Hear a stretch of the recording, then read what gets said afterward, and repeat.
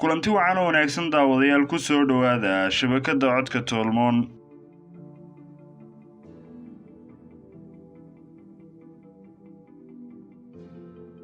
inkastoo ay Tuvalu tahay wadan casri ah oo xornimadiisa qaatay 1979 haddana waxaa la filayaa inay noqon doonto wadankii ugu horeeyay ee ka tirman juqraafikada adduunka sabab la xiriira heerkulka cimilada. dalka Tuvalu wuxuu ka kooban yahay 9 jasiiradood oo yaryar oo ku kala baahsan badweynta Pacific-ga. Funafuti waa caasimada dalka oo ku taaltan ugu weyn jasiiradaha taasoo ah xariiq aad u ciriiri ah. waa wadanka afraad ee ugu yar adduunka, badkiisuna waa 26 kiiloomitir oo laba jibaar.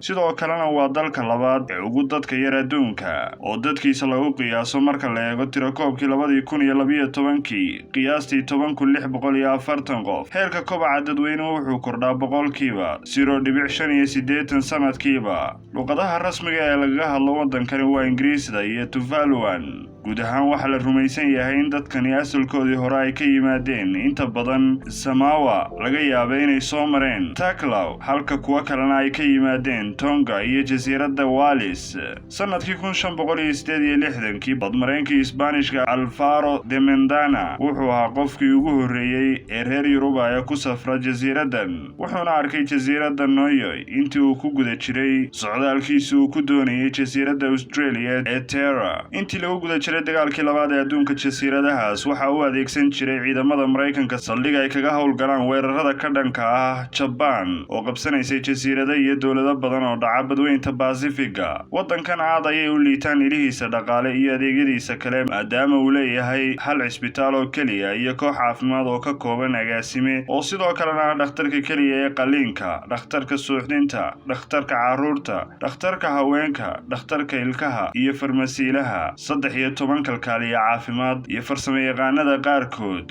sida jasiirado badan oo ku yaala koonfurta Pacific-ga, buurnida ayaa dhibaato weyn ku ah caafimaadka Tuvalu, halka 65% ragga iyo 17% haweenku ay miisaan dhaaf ka yihiin. dalku wuxuu leeyahay oo keliya hal garoon diyaaradeed kaasoo toddobaadkiiba 2 mar oo keliya shaqeeya. sidoo kale waxa uu leeyahay hal dandamis iyo hal taksi oo ay isticmaalaan dalxiisayaashu, kuwaasoo aan ka badnayn 100 dalxiisayaal ah sanadkiiba. dhammaan tasiilaadkaas iyo adeegyadaas waxay ka helaan gargaarka dowladda Japan. nolosha halkaas ka jirtaana waa mid aad u qallafsan, dadkuna waxa ay ku tiirsan yihiin kalluunka iyo geedaha qumbaha oo ah badeecada keliya ee la dhoofiyo. celcelis ahaan dakhliga qofkiiba waa $1,400 sanadkii. siyaasad ahaan xisbiyo ma jiraan oo baarlamaanku waxa uu ka kooban yahay 15 qof oo ay dadweynuhu doortaan 4 sanaba mar, waxayna doortaan ra'iisul wasaaraha. Tuvalu ma sii jiri doonto 40 sano oo dambe. ugu badnaan muwaadiniinta iyo dalalka deriska ahna waxay u diyaar garoobayaan masiibadan soo foodka leh, waxaana muwaadiniinta deegaanka loo qaadaa wadamada jaarka. New Zealand ayaa ogolaatay 75 muwaadin oo ka soo jeeda dadka degan jasiiradda sanad walba, waxaana jira qorshe ah in ay dowladdu u daadgurayso inta badan dadka jasiiradaha Fiji iyo New Zealand.